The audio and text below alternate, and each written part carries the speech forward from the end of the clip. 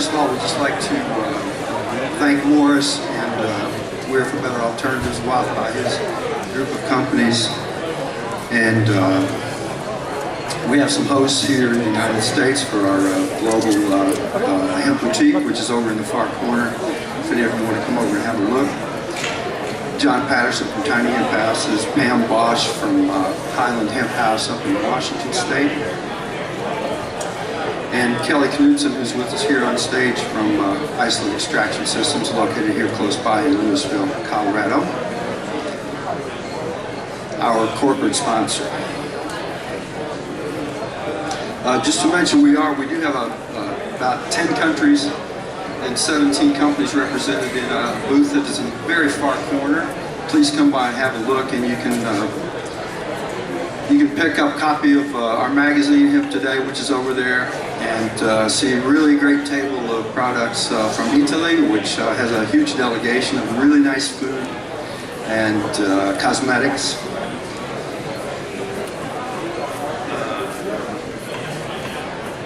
Okay, just I'll tell you a bit about myself. I'm an old American journalist. Spent most of my career up until 1989, then moved to, and I've lived in Poland for 25 years.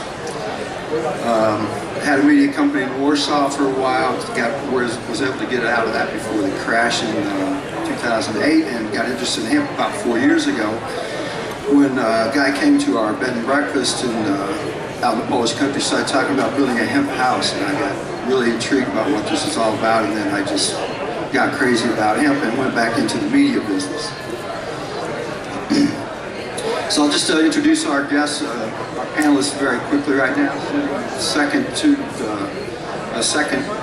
the right, Kelly Knudsen, who's an engineer, entrepreneur, CEO at Isolate Extraction Systems here in Colorado. And these guys are developing next generation extraction technology and have built up an incredible business in a very short period of time. Thank you, Kurt. Rachele Infernizzi, sitting in the middle here, joins us from Italy. She's the president of South Hemp Techno, a whole plant processing company in the very southern part of Italy. And she is also one of the founders of Federcanapa, which is the Italian Association for the Industrial Hemp Industry. Hanna Gavrilova, sitting to her left, is sort of legendary in Europe. She's the founder and CEO at Hemp Point in the Czech Republic, which is an organic hemp farming operation and a food innovator. And really one of Europe's leading consultants in industrial hemp, from the farm through to the shelf. And she also works with the International Cannabis and Cannabinoids Institute, which is based in Prague. Dhiraj Shah is joining us from Nepal, where he and his wife Nivedita founded a startup a couple of years ago. They're doing everything with naturally occurring cannabis plants, taking them from the field and processing them into building, textiles, oils, and this kind of thing. Tony Budden is also a legend, comes from South Africa, and is founding partner at Emporium, has been in the business again for a very, very long time. We look forward to hearing what's happening in South Africa, which is changing rapidly. When I come to Colorado, I have to drink a lot of water.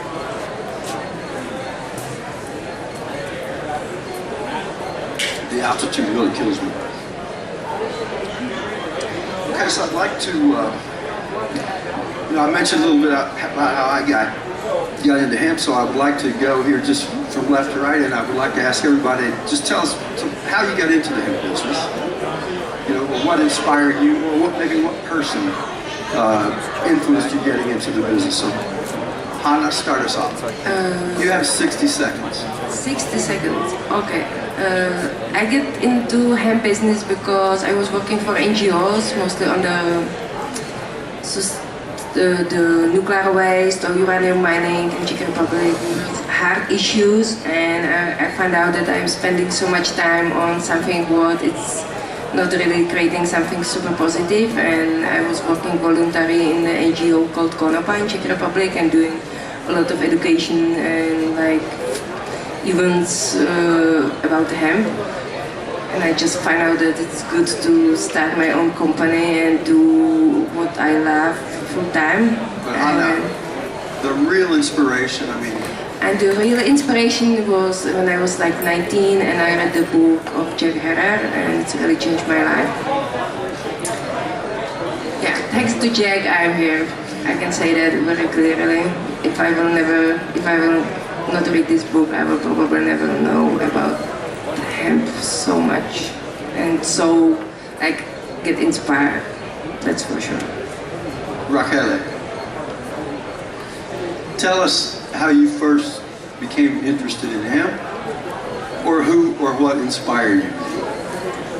I began to work in hemp world on 2011 because I'm very boring of the rest of the world, and hemp is the solution. Yeah, hemp is the new and is the solution of everything.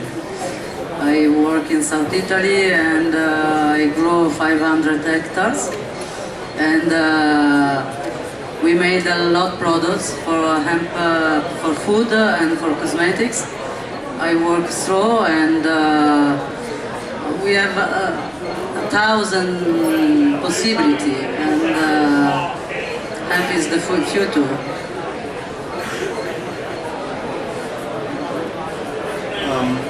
For me, basically, I was doing my studies and my research on 3D videos in Portugal. During that time, an earthquake came in Nepal in 2015, and that really made me think about what I want to do with my life and how I can contribute in a larger goal of at least having better quality of life myself and for people all around. So I moved back to Nepal and I started this hemp company, Hemp Ventures, in which we decided to innovate and create a sustainable model of living which can be replicated worldwide by having ecological houses, sustainable textile, foods, cosmetics, whatever you need. And hemp is a solution, is a perfect tool that can actually achieve all of us to have a better quality of life and a sustainable living and eco-friendly environment.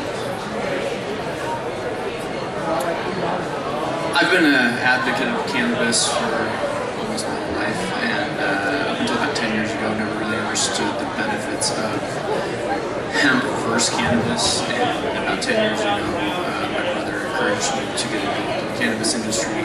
We developed some products, and in that process, I learned so much about hemp and what it can provide for the world. And between cannabis and industrial hemp, there's many products that will benefit the world if done right. There are wrong ways of doing things, right ways of doing things. I believe that through research and in time, it will be everywhere and it will be benefiting everyone. My journey started in 1996 when we were given a piece of hemp canvas. Oh man. That's a long time ago. And this piece of hemp canvas blew our minds because we'd only ever known of the smoke from this plant, and the smoke is not tangible, you can't touch it, but the canvas is something that really changed our viewpoint around this plant, and we decided to continue that and pay it forward and educate other people around the plant by providing products and putting it into their hands, because that's the fastest way to do it. You can talk to someone till you're blue in the face, but if you put something in their hands, they can really touch and feel it. And we developed 2,000 products. We fell into the hemp trap, which is the plant can do everything and you want to do everything with the plant. And it's not a good business model for anyone who wants to get into it from now. Rather choose something that you bet better than everyone else at. But for us, spreading the word in Africa about all the different uses for this plant was the mission that we set for ourselves. Okay, thank you. So I'd like to turn to a pretty topical thing and get some comments from you, Honda. sitting atop our website right now is a piece written by Daniel Crusoe from Hemp Pro, and one of the really big players in Europe, about the fight in Europe to move the allowable level of THC from 0.2% to 0.3%. Meanwhile, the rest of the world is really now beginning to move towards a full 1%. So my question to you would be, where is Europe going to be if it doesn't begin to push beyond the baby steps on the allowable levels of THC? Can you catch us up with sort of what that whole debate, where that debate stands in Europe?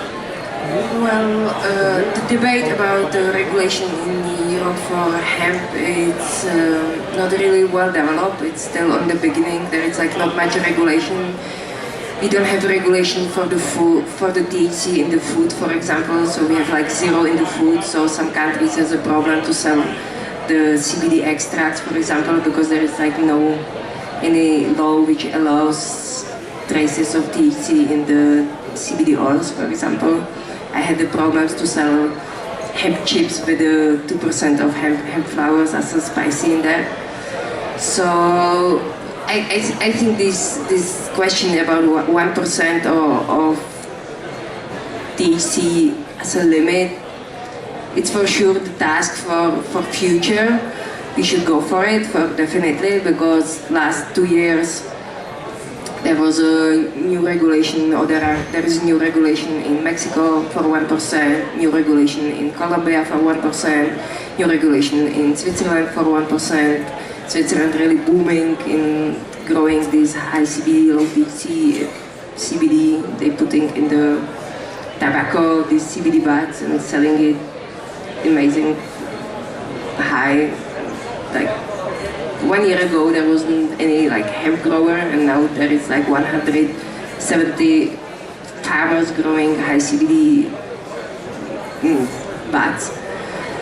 So I think like we have to take it like step by step. I don't think that the most important discussion need to be now about like 1% of THC. We have to figure out the discussion from the EFSA, the European Food Safety Agency, open the dialogue with them, which has not been open yet. And you don't think that Europe is going to fall behind because of the bureaucratic nature of how the union works? No, well, I think like Europe is very conservative, and they need to have like scientific proof for every little step, and we are able as a hemp industry to prove them that 1% is not a real issue, and we can go for it because it's like internationally it's happening, and we don't want to be like far behind. I think it can happen. We can like find, but we also have to find the proof of the science, like that it's not dangerous to put on the market the 1% CBD product. Yeah? Like in Switzerland, everything which is above the 1%, even like food supplements, smoking stuff, it's industrial hemp and nobody cares. That's on the market. Because we have like zero THC for the food products and also for the cosmetic in the Europe, because cannabis, THC is still scheduled